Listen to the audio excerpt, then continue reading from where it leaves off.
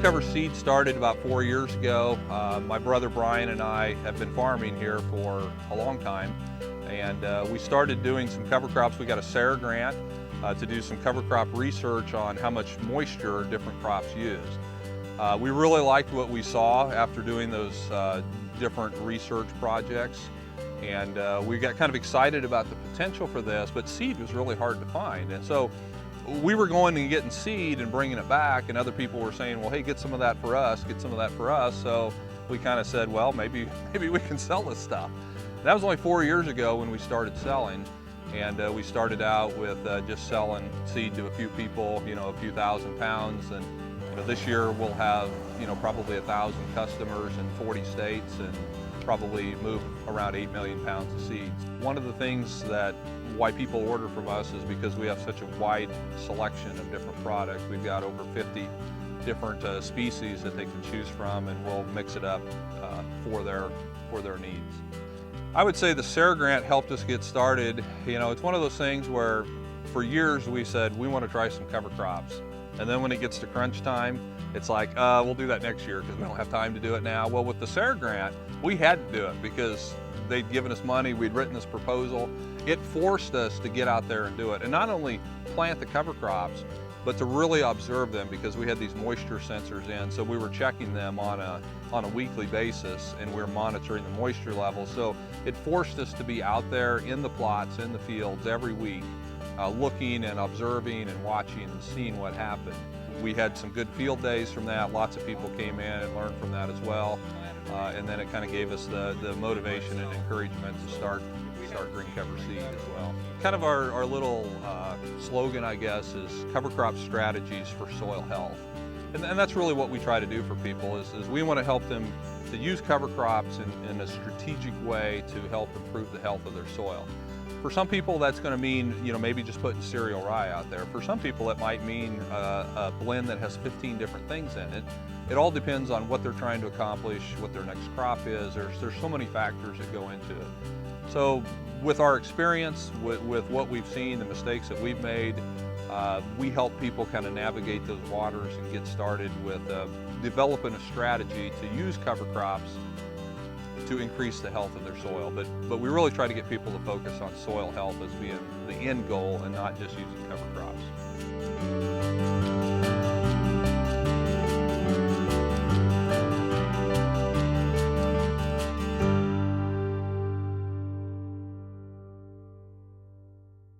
Well, like the video said, if it was not for SARE and that SARE grant, we very likely may not be here, because that really did give us the encouragement to go ahead and get started.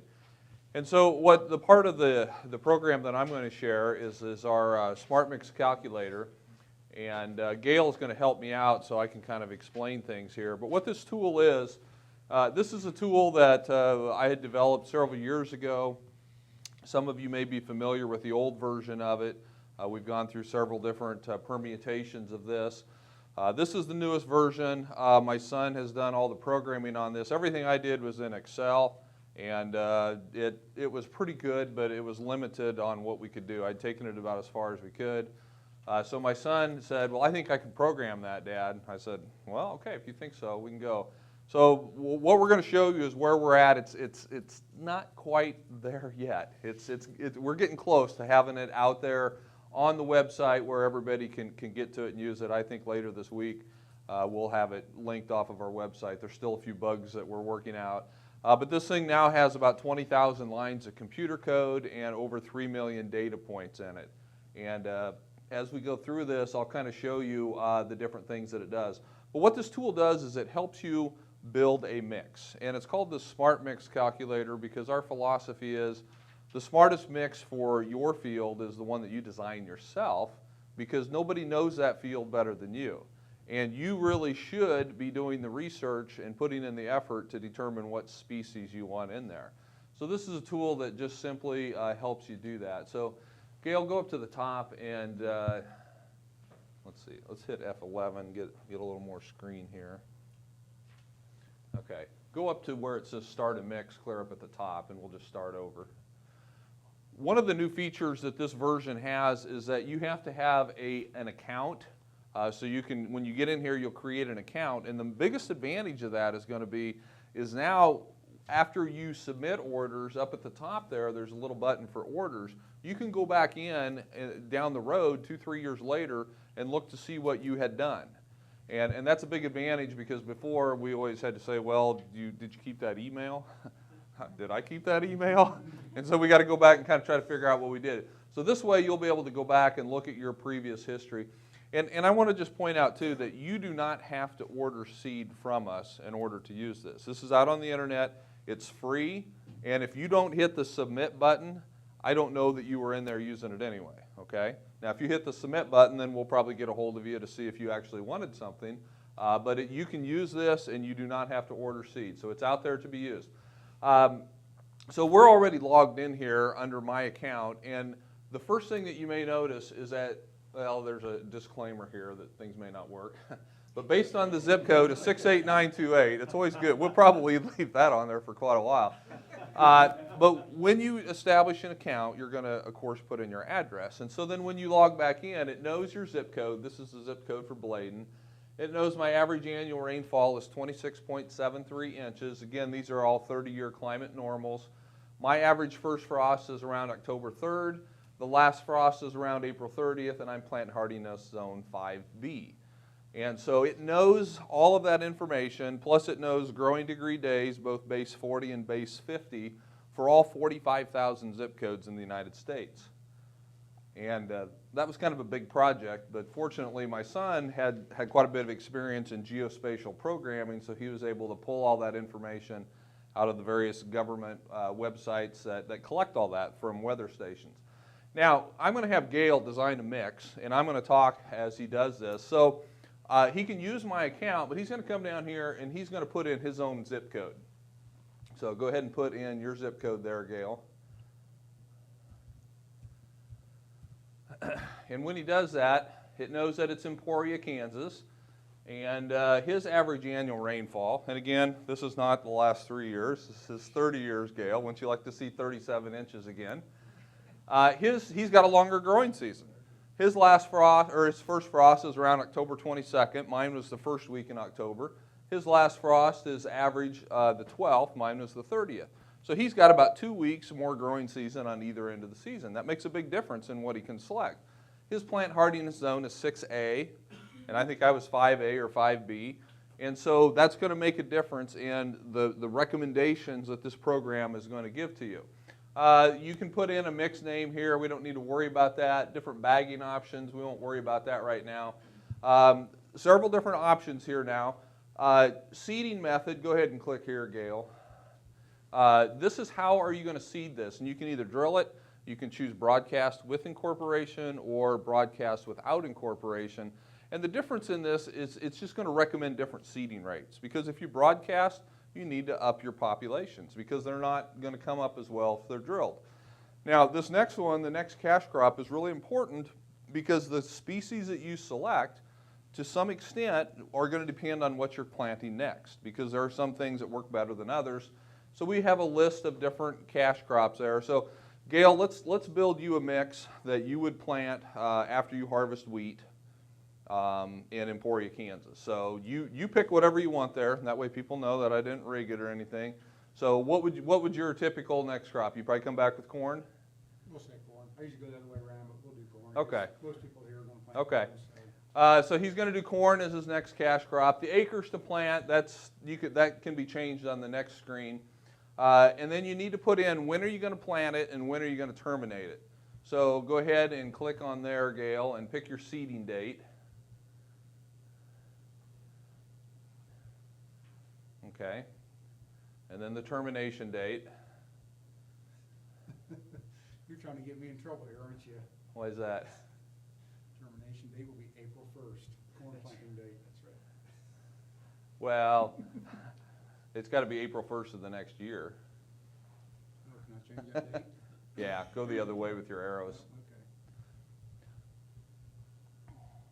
Okay. And so he's going to have some things that are going to grow through and some things that won't. So it knows right now that he's got 281 days in this period, and we'll show you where that comes into play later.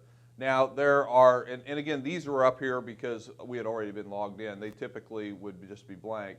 So there's 3 goals that you can pick now. You get to pick up to 3 goals for this cover crop mix. So go ahead and click on this one, Gail, or unless you want to leave that as your number 1 goal. And for the goals, all this is building up to we're going to give a score to each of these species. There's over 60 species in here, and it's going to give a score to each one of those as to how well it fits all the parameters that you have come up with. And so these are all the different goals that we have. The first goal will always count more towards the overall score than the second goal, and the second goal will count more than the third. You have to have at least 1 goal, but you don't have to have goals 2 and 3 if you don't want to, but you certainly can. So we'll let him pick his goals, and I have no idea what this will look like. So, okay, go ahead and click next. Okay, so it's going to come up. It'll just kind of give you a summary of your geographic and weather information here. It knows that in this 281-day period that he's got chosen there, he's got about 2,800 growing degree days. Now, we need to get that fixed a little bit. That's all displaying based on base 50 growing degree days, which is how all warm season crops are calculated. Cool season crops would go off of base 40, and so we need to get that explained as well. It repeats his goals there, and then you can change the number of acres that you want to put in this mix right here. And so now we're going to start adding some crops. So he'll click on the Add button. And we've got this in legumes, grasses, brassicas, and broadleaves. It's always going to show up in that order. That doesn't mean legumes are the most important thing in this mix. That's just the way that we have them listed. And so what it's done now is it's gone through, and we need to go back through and look at a lot of sample mixes and tweak our numbers that are going into these calculations. And we'll eventually hide these numbers too, because I think they just kind of get in the way. But we have them broken into excellent, good, marginal, and not recommended for each of these species. And so it came up and said the cowpeas, mung beans, sun hemp are all going to be excellent choices. But there's a lot of good choices in here too. And just because something is down and good doesn't mean you can't use it. The only time that I would really say you don't want to do that is if it's in the not recommended category. And typically, well, that's because that's sold out. I don't recommend that. I don't have it. Isn't that a good answer, Dave? Usually what will put it down there is if it's completely out of the time for it to be planted. So if Gail was planting in March, then the cowpeas and mung beans would be down and not recommended because they're going to freeze out. Just not going to work. Or if he's planting in October, same way they would be there. So go ahead and pick a few things here, Gail. When he picks these, what it's going to do, and we need to get a label in here, it's going to put a number right here. And what this number is that's the recommended full seeding rate if you were planting that cover crop all by itself. And we don't recommend that, but it gives you a way to try to determine, do I need 3 pounds of this or do I want 15 pounds? So with cowpeas, it was, I think, 49 pounds. So Gail might pick, 5, 6, 7 pounds. It depends on how many things he loads up in here. Now, I will say that when Gail puts in an order, the guys just cringe, because the list of seeds they have to go find, is like this. It's not a boring day. It's not a boring day when Gail calls. And so a new feature that Gail and people like him will like is you're no longer constrained to only having 4 or 5 or 6 that the old one had. You can just keep adding, and it'll just keep putting different things in there. And as he's going through there and doing that, again, here would be the recommended rates if it was planted by itself. And he's now going in and saying, I want 8 pounds of cowpeas, 5 pounds of mung beans. This is what he's actually saying I want in my mix. And as he builds these, there's a lot of information that's going to pop up over here about each of these species. First of all, it's going to tell you if it's a warm season, the WS, or a cool season, and then also if it's a broadleaf or a grass. The percent full rate right here is simply taking this number divided into this number and saying he's got 16% of a full rate of cowpeas. And the reason that that's such an important number is because a lot of people will say, well, in doing these diverse mixes, how many pounds of seed should I plant? Well, it depends on what seeds you got. Or a lot of people will say, how many seeds per square foot, or how many seeds per acre do I need? Well, that depends too, because there's, when you get into these very diverse mixes, pounds per acre and seeds per acre no longer apply, in our opinion. So what we have done is we just look at the percent of a full rate, and those are being added up right here. So far he's got 54% of a full rate. And we think that most cover crop mixes, diverse mixes, can be about 125% of a full rate. Or if you're doing a lot of mixing of warm and cool season together, they're not all growing at the same time, then we're comfortable with that number getting up to 150 and above. And I'm sure by the time Gail gets done with this, he's going to be up in that 150 plus range. And so that's that number that we look at on here to see if you've got enough seeds or if we think you've got too many. If you submit something and it's over 200%, probably going to call you up and say, you probably want to back off something here. I think that's just going to be a little too much seed out there. Or if you submit something and it's only 90%, I'm going to say, do you have some other stuff you're going to add to this? Because it's probably going to be a little thin. You're going to have some bare spots, and I don't know that you'll be happy with it. So as he continues to add different things, it just gives you different ways that this mix is, for each one of these species, what percent by weight, percent by seeds. The effective percent is what effect of the overall mix does that particular species now have. And it's simply an average of the percent by weight and the percent by seeds. Because again, the large seeded things are going to have a higher percent by weight and very low by percent of number of seeds. And so when we're doing all of these calculations, I didn't think it was fair to do either one of those, because one way it favored the large seeded things and the other way it favored small seeded. So I took the average of the two, and that's the number that we're using in all of our calculations. The one nice thing about this particular calculator is that everything that's going on is giving you real-time cost. These are our actual costs that are showing up here, cost per pound. And then this box right up here, as you build your mix, you see exactly what that mix is going to cost you per pound, per acre, and for the whole mix on all the acres that you've chosen. It also breaks it out by seed cost, inoculant cost, mixing cost, and bagging cost. And so we want to be very transparent in this and just show you where all those costs are. And it gives you a way of putting a mix together and seeing what that's going to cost. And you can use this even if you don't order from me. I can almost guarantee you that whoever you do order seed from, they're going to be pretty close. They're going to be, Dave's going to beat me on some things. I'll be cheaper on some things. Depends on how good a buy we got on it. But when it all comes down to the end, I would guess it's going to be pretty close in the end. So, but this will allow you to say, well, I like this mix, but it's $40 an acre. I really only had $30 budgeted, so let's go back and try to switch some things up and see what we can do to still have the numbers kind of where I want them, but maybe to get that price down a little bit.